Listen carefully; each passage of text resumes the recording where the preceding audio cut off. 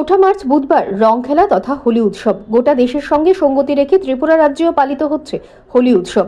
এদিন আগরতলার চিলড্রেন্স পার্কে বসন্ত ফেস্ট 2.0 নামক এক অনুষ্ঠানের আয়োজন করা হয়।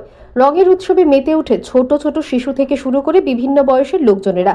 গানের তালে তালে নেচে নেচে একে অপরের সঙ্গে আনন্দ করতে দেখা যায় সকলকে। এদিন বেলা বাড়ার সঙ্গে সঙ্গে ভিড়ও বাড়তে থাকে এই রঙের অনুষ্ঠানে। এই অনুষ্ঠানটি গত বছর থেকে শুরু হয়েছে, এবছর দ্বিতীয় বছর।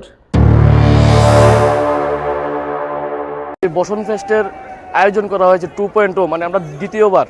তো আপনারা দেখতে পাচ্ছেন যে আমরা সবখানে হোলি ফেস্টিভ্যাল করি, যেখানে আমরা দেখি হোলি ফেস্টিভ্যালে অনেক রকম দেখি যে আমাদের হিন্দু সংস্কৃতিতে যে হোলি ফেস্টিভ্যাল যেরকমভাবে পালন করা হয়, যে ঠাকুরের কীর্তন দিয়ে যারা বয়স্করা আছে, যেমন যুবকরা হোলি ফেস্টিভ্যালে আসবে, সেরকমভাবে তাদের মা বাবা অভিভাবক যারা আছে তারাও যেন আসতে পারে, সেই রকমভাবে একটা চিন্তাধারা নিয়ে আজ এবার বসন্ত ফেস্ট 2.0-তে আমরা চিন্তাধারা করেছি ইসকন প্রোগ্রাম দিয়ে শুরু করব।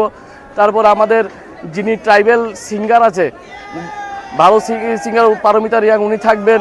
এরপরে নেহা চৌধুরী থাকবেন। তার সঙ্গে আমাদের যিনি এসেছেন মিউজিকে, উনিও থাকবেন।